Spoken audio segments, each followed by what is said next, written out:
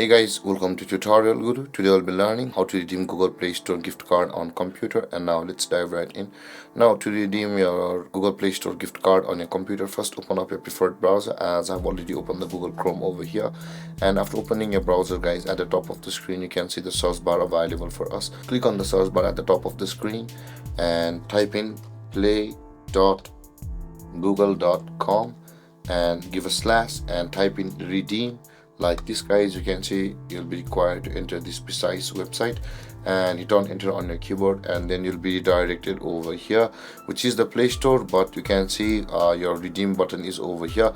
But guys, you'll be required to first log into your account. Make sure you're logged into your account on which you want to redeem it, and again enter the address play.google.com/redeem, and this box will be available for you can see, and enter the gift card or the promo code whichever you have on over here.